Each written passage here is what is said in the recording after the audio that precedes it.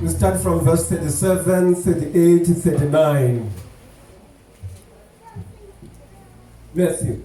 Matthew 22, verse 37, funda ngolu hlobo. Wathi ke uYesu kuye, uze uyithande inkosi uThixo wakho ngenhliziyo yakho iphela, nangomphefumulo wakho uphela, nangengqondo yakho iphela. Nguwo lowo owokuqala nomkhulu umthetho. Qhubeka nje. Alo verse 39. Owesibini ke ufana nawo, uze umthande ummelwane wakho ngoko uzithanda ngakho. Kule mithetho yomibini kuxhomekeke umyalelo uphela namaprofeti. Now, in the previous verses, in the previous weeks, when we talked about love and given different types of love, good Bible study, sifundile ngazo. And namhlanje I've loved kesijonge what uYesu akuthethayo kubaFarisi. Having been asked banguphi na umthetho omkhulu, for whatever reason that the Pharisees raised this question, kodwa uYesu unempendulo ayithoyo ethi uze umthande uThixo wakho, umthande uThixo wakho umdali wakho ngenhliziyo yakho yonke, ngomphefumulo wakho wonke, ngengqondo yakho yonke, ngenhliziyo yakho yonke. Now, zonke ezinto uThixo uYesu azibalayo ngendlela emasimthande ngayo. Now, iba simthande ngakho konke esinako. We have been called to love the God whom He has chosen. One of the scriptures that were read this morning, xa kuza kunikelwa, yintoba njengoba silapha nje silapha ngoba sithandiwe nguThixo. Ngoba wenje nje uThixo ukulithanda kwakhe ihlabathi, yoba ngoKristu uYesu amncame ukuze bonke abathe bakholwa kuye babe nobomi obungaphakade, and that they do not perish. Now, having been chosen by God, we have been given a commandment to love Him back. Simthande uThixo ngento yonke asinike yona, ngamandla ethu, ngengqondo yethu, simthande uThixo. Now, in other words, we give uThixo, we give Him the priority of our lives, that He becomes the priority in everything esiyenzayo. Simnike ibe yinto yokuqala ebomini bethu, ngoba ubomi bethu bubomi esibunikiweyo nguThixo. Sidalwe nguThixo ukuze simkhonze ngento yonke esinayo, ngento yonke asinike yona.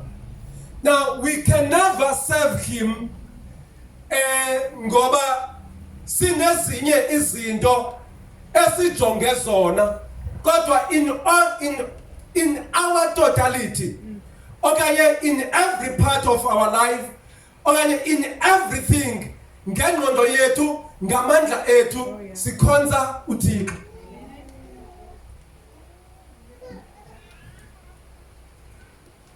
Kwivesi esifundayo kwakhona uYesu uthetha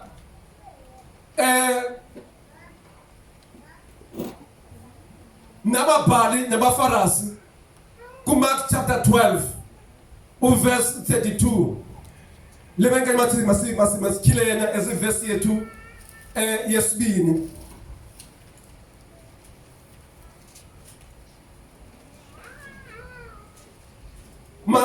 12 verse 32 singaqala mhlawumbe ku verse 29, which is the same thing le ithethwa nguMark apha lebithethwa nguMatthew kula verse besifunda, but siyadlula ke apho ndifuna sifunde khona ku verse 32, but ke ngingaqala ku 29. Verse 29 esixhoseni ufunda ngalo hlobo. uYesu wamphendula ke esithi, ona ungaphambili kuyo yonke imithetho ngulo, yiva Israyeli, inkosi uThixo wethu yinkosi inye, uze uyithande ke inkosi uThixo wakho ngenhliziyo yakho iphela, nangomphefumulo wakho uphela, nangengqondo yakho iphela, nangamandla akho ephela. Nguwo lo ongaphambili umthetho. Nowesibini ufana nawo, nangu, uze umthande ummelwane wakho njengoko uzithanda ngakho. Akukho mthetho umbi mkhulu kunale. Wathi umbhali kuye, ngatsho ke mfundisi, uthethe inyaniso, ngokuba umnye uThixo akukho umbi ungaphandle kwakhe, nokuthi umthande yena ngenhliziyo iphela, nangengqondo nangengqiqo iphela, nangomphefumulo uphela, nangamandla ephela, nokuthi umthande ummelwane wakho njengoko uzithanda ngakho, kungaphezu kwawo onke amadini athiswayo kuphele nemibingelelo. uYesu embonile ukuba uphendule ngengqiqo wathi kuye, akukude wena ebukumkanini bukaThixo, akwaba sabakho mntu. Okay. Ube nobungane. Now from the verse 32, ekubeni uYesu ethethile kwakhona ngoka Mark ku verse 29, esitsho the same words ebezithethwe nguMatthew. In fact, uYesu was quoting from Deuteronomy chapter 6. Lamazwi ngamazwi akabuyalelwa ngawo uMoses kaMasrayeli, that amasrayeli nabo bonke bathathe lemithetho kaThixo yokumthanda uThixo, yokumkhonza uThixo ngento yonke abanayo. Now kule verse ku verse 32, ababhali nabafarisi yayingabantu abamchasayo uYesu, yayingabantu abasoloko bemgadile bekhangela zonke indlela of trapping him. Now ku verse 32, but bavumelana kunye naye, okanye they confess yoba ungubani yena Kristu Yesu. Xa ethetha lamazwi athi uze umthande uThixo wakho ngenhliziyo yakho yonke, ngomoya, ngempilo yakho yonke, nangento yonke onayo, uthi mfundisi uthethe okuyinyaniso. Now inengikhala siyinote ephaya xa ngakuthetha kwamazwi ku verse 32 is that there is one God and there is no other but you, the God, the creator of heaven and earth. Now asinto ababhali abafarisi ebekwazi ukuvumelana nayo, kodwa xa ethetha lamazwi kuYesu bathi wena Yesu uyinyaniso, uthetha amazwi ayinyaniso, ngoba there is no other God. Amen. But you alone. Xa sithi siyamthanda uThixo, that means siphelelisa kuye, asinabo abanye oThixo, singenazo nezinye izinto emasithembe zona ngaphandle koThixo ongumdali wezulu nomhlaba. Now unamazwi bawathethayo bathi wena you are true, and you Jesus you are honest, you are the man of integrity, you are truthful, unguThixo uyinyaniso. Yaye bayamngqina uYesu bathi ngoba wena awuthethi ngoba uthetha izinto ezanelisa abantu, kodwa uthetha izinto ezinyaniso. You are not a favor of man. What you say what is truth. You are saying regardless of what other people are saying. What you teach is the way of God. Now, Isengadikum is a lesson that you can take from what the Pharisees are saying. Beto kuYesu, yoba uYesu nguThixo othetha indlela zikaThixo. And there is no other love ngaphandle kothando lukaThixo eloba ancame unyana kophela kwezeleyo ukuze thina sikholwayo kuye singathabalali. And sazisa kumuntu wonke olapha namhlanje yoba silapha ngenxa yothando lukaThixo. That's right. Yaye nabakude noThixo singabangazi yoba uThixo has loved them. uThixo has given the only begotten Son, the Lord Jesus Christ, to die in their places so that they may not die. Ukuze singabi safa kodwa sizuze ubomi obungaphakathi. That's it.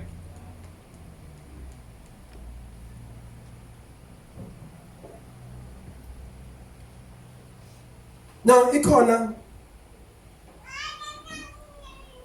ingoma ngicela ke sihlabele ethi Yesu ulidwala laphakathi.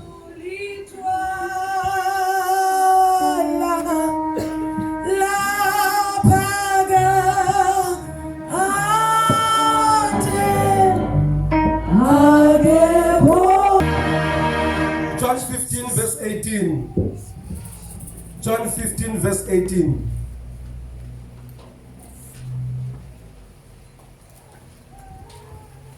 Incwadi kaYohane chapter 15 verse 18 ufunda ngolu hlobo. Ukuba ihlabathi linithiyile, yazini ukuba lindithiye kuqala kunani. Qhubeka nathi. Verse 19. Aphinde kuqala verse 18. Ukuba ihlabathi lindithiyile, yazini ukuba lindithiye kuqala kunani. Ukuba beningabehlabathi, ihlabathi linge likuthanda okwalo, ke ngokuba ningabehlabathi, ndaninyulayo mna kulo ihlabathi, ngenxa yoko linithiyile ihlabathi. If the world hates you, you know that it hated me before it hated you. If we are of the world would love its own. Yet because you are not of the world, but I chose you out of the world, therefore the world hates you. Now, what we need to note, that loving God brings enmity to the world. Yeah. Amen. Yeah. Into yoba ube uyazana noThixo, uyamthanda uThixo, buzisa ubuthaba phakathi kwakho nezwe. Yeah. Ilizwe alingeze likuqhwabele izandla ngokwenza okulungileyo.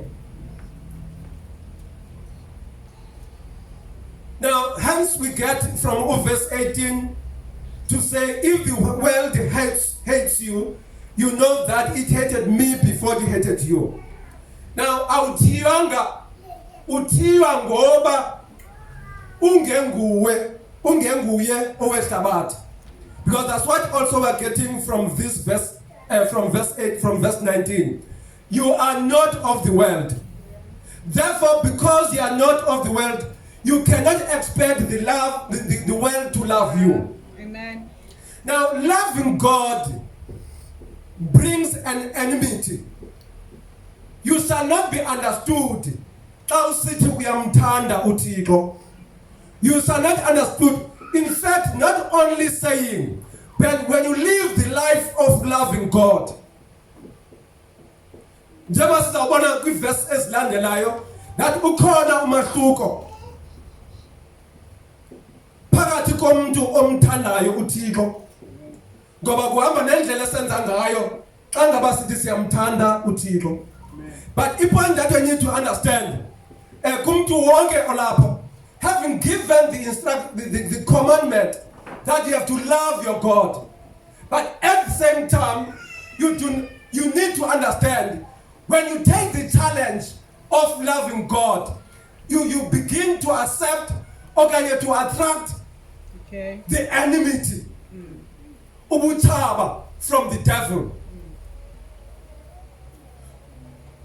But there are benefits of having a relationship with God. Amen. And therefore, because in Bible it uSathana uzile ukuze ebe aqhele abulale. But besithi uYesu yena uzile ukuze sibe nobomi obungaphakade. Okanye sibe nobomi ngokugqithisileyo. And therefore, ngoba injongo kaSathana, it is to bring corruption in the world. It is to bring destruction in the world. Xa ngaba singabantu abamthandayo uThixo, simthanda ngempilo yethu yonke, singenako ukuhanahanisa, simthanda ngamaxesha onke, siphambi kwabantu singekho phambi kwabantu, sisenkonzweni singekho senkonzweni.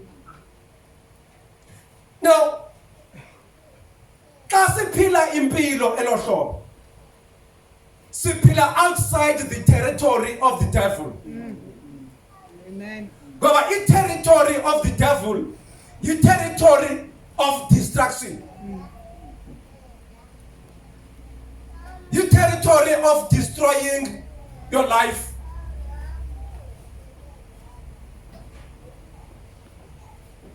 Siyasinda kwizinto ezibutshabalalisayo ubomi bethu. When we live the life of loving God in everything that we have, when we give Him the priority of our lives, and Him become the preeminence ebomini bethu. Amen.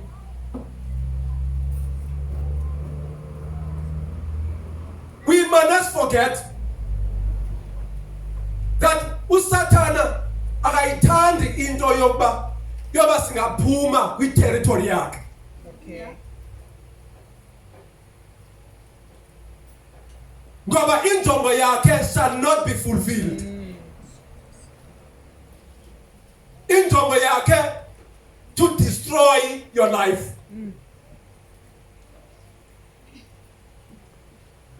When your life is set free from the bondage, when your life is set free from burdens, when your life is set free from the distraction, the devil does not like that. In every day and in every hour, in every part of your life, he would like to ensure that you are always in bondage. Ungumntu obophelekileyo kubomi bakho, empilweni yakho. Hence therefore, uthi ihlabathi alingeze likuthande. And funeka sazile into yoba ngoba uThixo usikhethile wasithatha out of ihlabathi nokuze sibe nobomi obunaphakade. Now, uthi ku-verse John chapter 2, verse 15 to 16, do not love the world or anything in the world.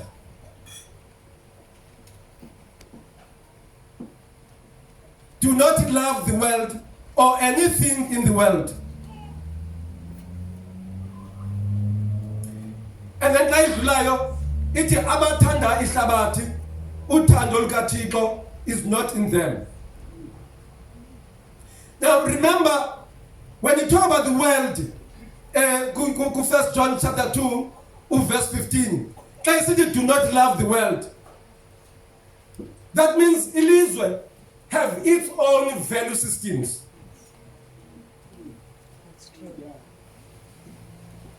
Those values, the value systems that the world is contrary to the value system zikaThixo. Amen. Xa ungumKristu unandlela elindelekileyo oma uphile ngayo.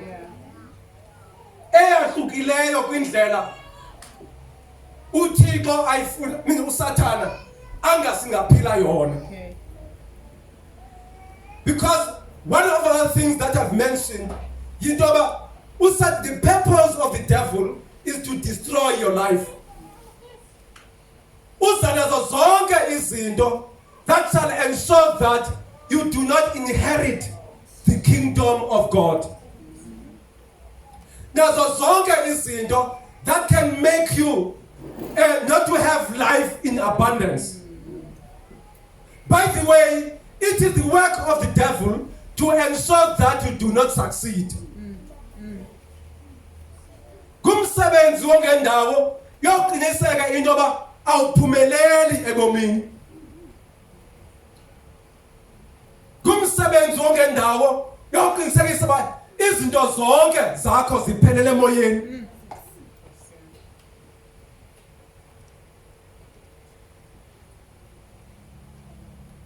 Akukho nto onoze ukwazi ukuyenza okanye ukwazi ukuzenzela yona, because impurpose kaSatan yinto yoba that your life, you may not live a meaningful life. You may not live the life of success. That is his purpose. Here in the Bible isiyalayo ku 1 John chapter 2 verse 15 and 16 that do not love the world. Masingaphilisi okwehlabathi. Ngoba xa siphilisa okwehlabathi senza uSathana ukuze azuze ebomini bethu. Ngoba xa ngaba sithanda ihlabathi, xa sisenza izinto zehlabathi, ithi iBhayibhile uthando lukaThixo alukho kuthi. Ngoba kwivesi esiqale ngayo, you say let's love him with everything that we have. Simthanda ngamandla ethu, ngengqondo yethu, nako konke esinako. Amen.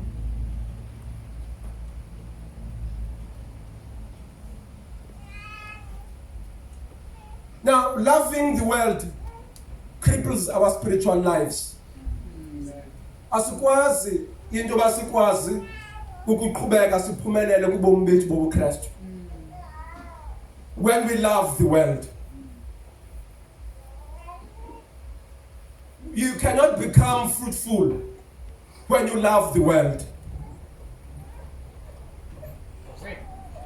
Our fruitfulness is when we become obedient to the commandment of God. Asikwazi basibe neziqhamo ezizizo okanye isibe neziqhamo xa ngaba siphila okanye sithanda izinto zehlabathi.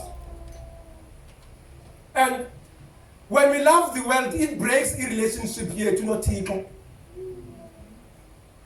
Because the commandment that we are given, I say it is the great commandment, and then the first commandment is to love God. And we cannot love the world and love God at the same time.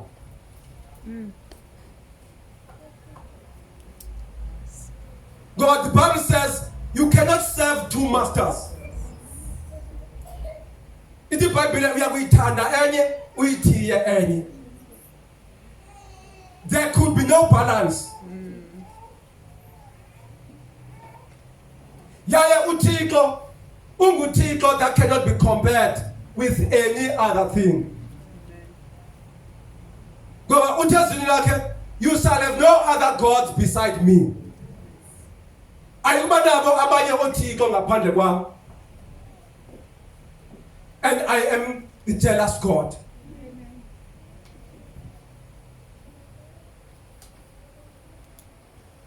Masingalithandi ihlabathi.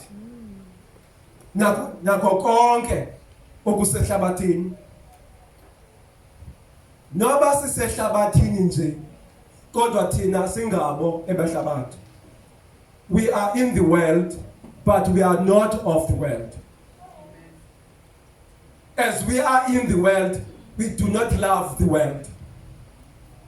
Asiphili ngoba ihlabathi liphila. Now kwiphathi elandelayo kweza verse besiqale ngazo ufunda athethe the second commandment athi love your neighbor. Umthande ummelwane wakho.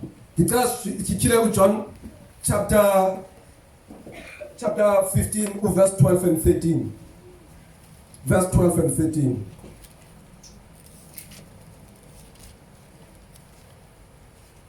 Uthi verse 12 phaa kuJohn 15. Nguwo lo umthetho wam wokuba nithandane njengoko ndanithandayo nina. Akukho namnye unalo uthando olungaphezulu kolu lokuba ubomi bakhe abunqamele izihlobo zakhe. That's from the new version.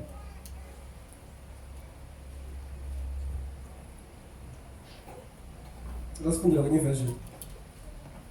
This is my commandment, that you love one another as I have loved you.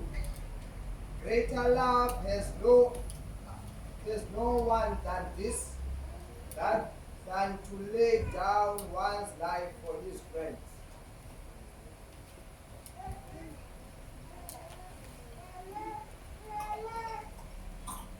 Commandment yethu yokuqala ileba umthande uThixo wakho. Ethi ngumthetho omkhulu. Now the second part that we read yoba xa simthanda uThixo athi ungalithandi ihlabathi. Now kule verse sibayifunda biqale yathi uqala uze umthande ummelwane wakho. Now the part that sibayifunda say love one another. Now the second part of that verse njengoba sibiziwe into sithandane, but you say you lay your life for the other person. Ngoba kwakhona xa sifunda ku 1 Corinthians 13 iyayichaza intoni uthando. We have been called by God, when you say we love one another, we have been called to serve one another. Serving one another, it is not about your own interest, it's about the interest of other person.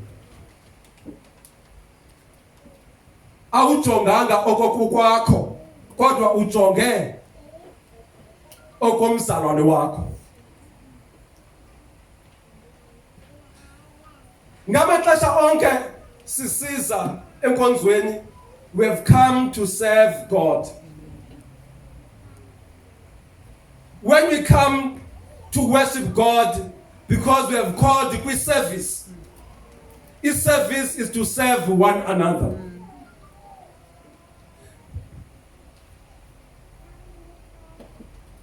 Yinto ethi xa ngaba sithi uyamthanda umzalwane wakho noba unikwe umthetho yoba nithandane, yinto basijonge into ba what is it that I do for the other person. When I come into the house of the Lord, ngoba ndingazelanga isiqu sam kuphela kodwa ndize kwi fellowship yabazalwane, that I serve the other brethren. Now, the part besifunda, it you lay your life for others. In fact, that's what Christ had done. Yoba ubomi bakhe wabungamela thina.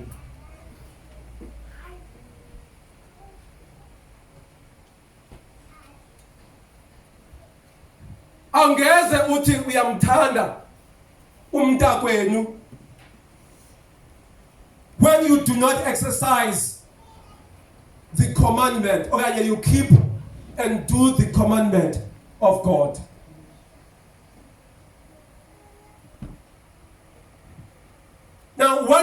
things because singabantu we are unique. Singabantu asifani.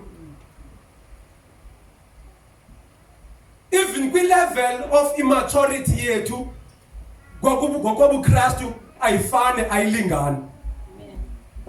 And therefore we do not judge one another ngokwe level yethu yobu Kristu. Kodwa sikhangelana ngoba sonke singabantwana bakaThixo. And therefore each and every person we serve him or her ngokwe uniqueness yakhe. Amen. Okay.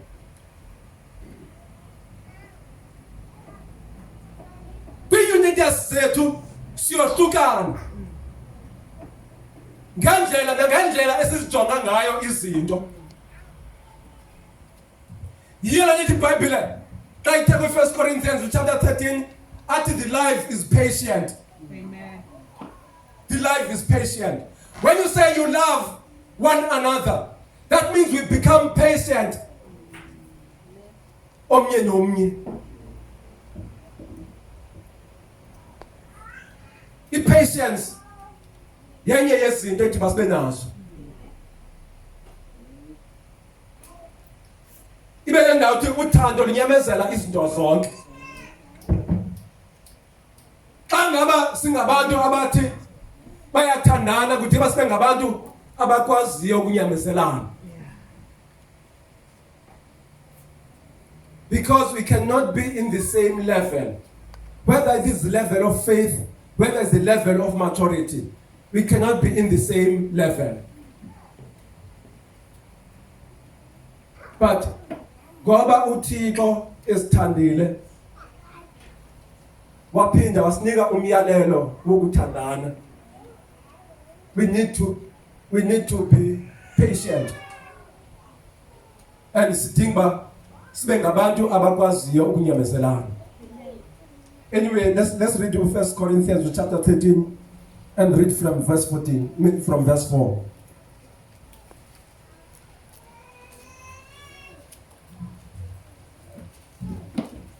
First Corinthians chapter 13. Corinthians chapter 13 verse 4 ufunda ngohlobo. Uthando luzeka kade umsindo, lunobubele.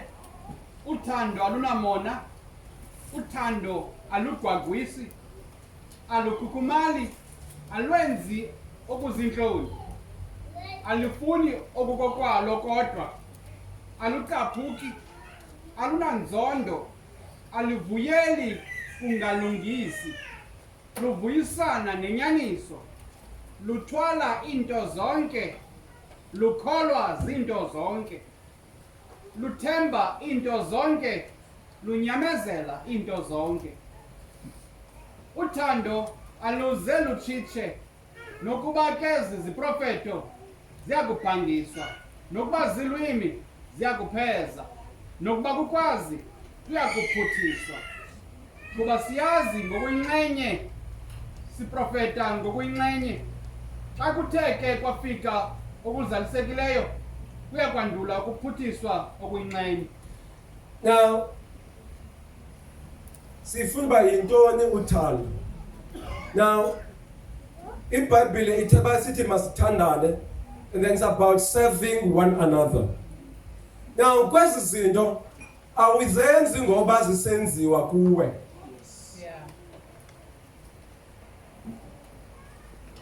But the expectation is that that you love one another, that you serve one another, without the expectation of getting the same return. In fact, you can expect it, but it does not mean ngoba ufuna wenza into ngoba ulindele bayenziwe kuwe. Wenza noba ingasobe ibuyiselwe. As you give patience, it does not mean abanye abantu will be able to be patient with you. But you need to be patient noba kunjalo. Okay. Awukwazi xa ngaba use ngoba uye wathi I've been patient for long. then you decide, but then let me change. Kudala ndinyamezele. So that means you are getting out of love. That's right.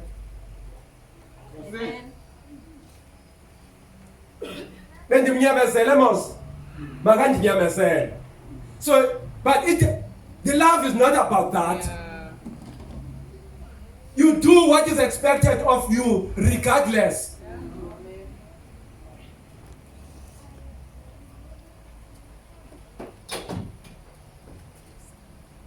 Now, abasifuna khona ke yoba yintoni uthando athi love suffers long. Ithini khoyi? Uthando luzeka kade umsindo. Luzeka kade umsindo. Now, sakhe sathetha kwenye game ngomsindo. So ngaba abaKristu baba nawo umsindo. Ngaba umuntu ongumKristu banawo na umsindo. Banawo umsindo. But what becomes important, kodwa uzeka kade umsindo. Nesibe ngabantu asingabi abantu that are short tempered. Sathi izinto ezincinci impumlo seyinyukile. Uzeka kade umsindo. Now, though again, xa uzeka kade umsindo, it does not mean that ngoba utheke wade wazeka ke ngokumsindo, then you need to sin. You still need to deal with your anger. Amen.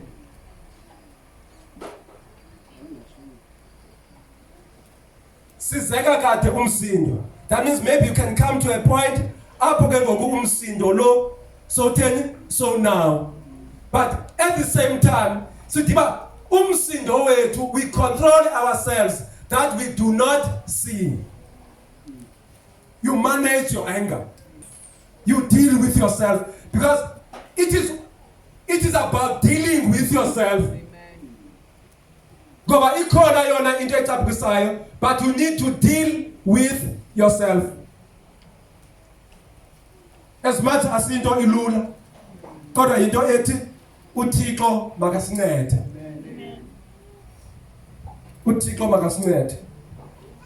Now, and then love is kind. So kindness is about love. Say love does not envy. Love does not parade itself. Is not puffed up. Does not behave rudely. So talk about rude. But love does not behave rudely. Ithini yakubhayibhile lesixhosa? Alukwenzi okuzinhloni. Akukwenzi okuzinhloni. Thanda ukwenza okuzinhloni. Mhlamba ayitsho ncam phaya. Umuntu orude umuntu onjani? Umuntu okrwada. So remember, xa besiqala uthetha ithi uze umthande uThixo wakho ngakho konke. By the way, uthando silufumana kuThixo. uThixo is the source of love. Now, ngokwamkela kwethu uKristu Yesu, thina senzelwe into ba uphinde uThixo wasiphokozela uthando ngomoya wakhe. That means behavior yethu, behavior that shows into ba there is Christ into our lives.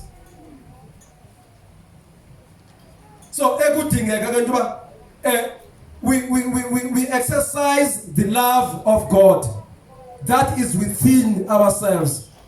That love is the love that does not behave rudely. Yoba sibe ngabantu abakrwada. Kodwa singabantu abakwaziyo ukuzibamba. And then continue to say it does not seek its own.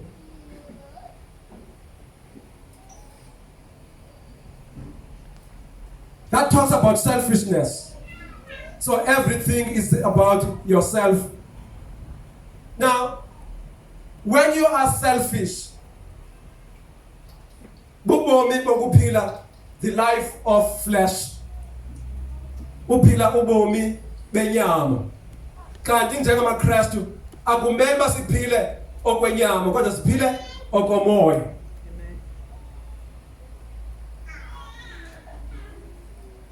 So when we go through sichaba lintoni uthando, when you say we love abantu, is that we need to understand that the love suffers long, love is kind, it does not envy, love does not parade itself, is not puffed up, it does not behave rudely, does not seek its own. Now, elandelaiti is not provoked, thinks no evil. When we are provoked, because it does not mean that you cannot be provoked. So what do you do when you are provoked? Xa zikhona izinto that is provoking, what do you do? How do you react? Does it reveal that you are a child of God? Ngoba ikhona intetho ethi isisila senkukhu sibona mhlala igquthayo. Does it reveal into ungumntwana kaThixo? And you are called to love one another.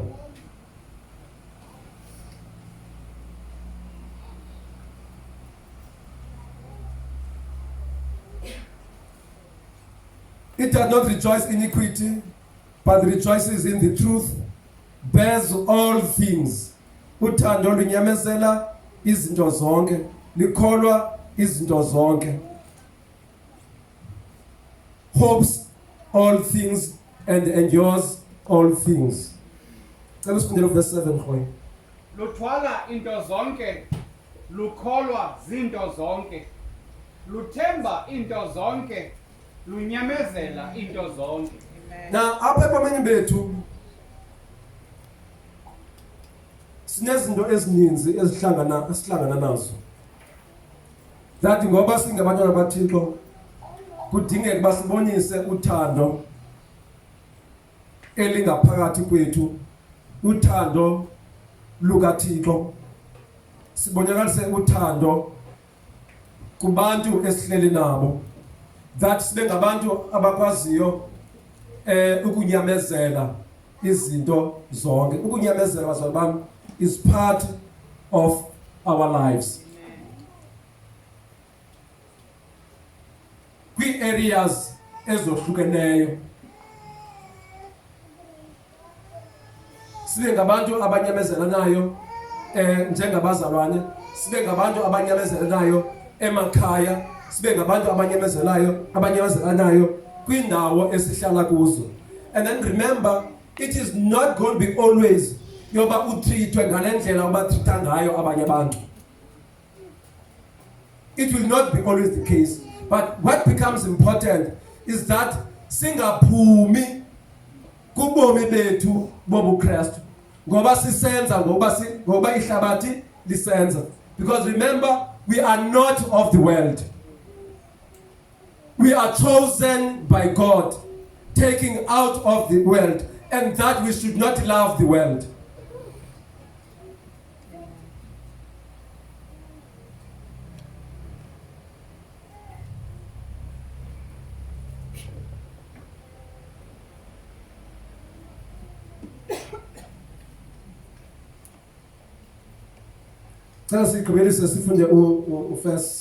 Sifunde Philippians chapter 2.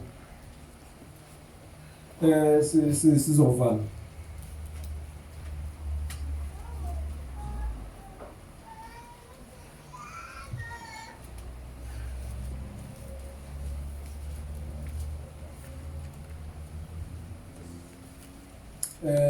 Verse 3. Nanku verse 3 funda ngohlobo. Chapter 2 kwabaseFilipi. Ningenzi nanye into ngokweyelenqe nangokozuko olulambathayo. Yithini ngokuthobeka kwenhliziyo omnye ambalele omnye ekuthini nguyena wongamileyo kunaye. Makangathi elowo aqhunele kwezakhe izinto zodwa, elowo maqhunele kwezabanye.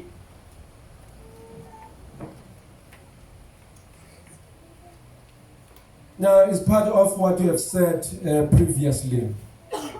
Singabantu abajonga okukokwethu kuphela. Kodwa funeka sijonge nabanye abantu that are around us. When we say we love God, is when we have interest of others. For example, one of the things kule nyanga neyonto engamalamba sithi siyayenza kule nyanga qha, it was done yesterday, to go out to the community to show the love of God about the community. Not only about basibaxelele ngoYesu osindisayo, also to meet the needs. Now, when you say we love God, is also to ensure that we meet the needs of other people. When we're able to identify, we're able to identify in needs zomnye umuntu nomnye umuntu, and be able to meet in needs zomnye umuntu. Singabantu abamthandayo uThixo, we need to trust God. We need to be obedient to God. Because angeze sithi siyamthanda uThixo xa ngaba singayithobeli imithetho yakhe.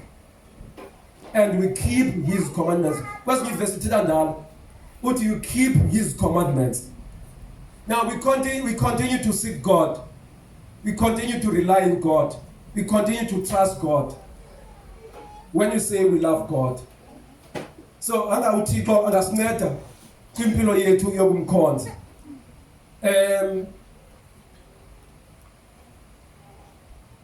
Ekumkhonzeni uThixo simkhonze ngempilo yethu yonke. Simkhonze ngamandla ethu, simkhonze ngengqondo yethu, simkhonze ngakho konke esinakho. Ekumkhonzeni kwethu uThixo, that we do not at the same time love the world. And then sihlale thina ngokuthandana. Cela sibe ngenyanga.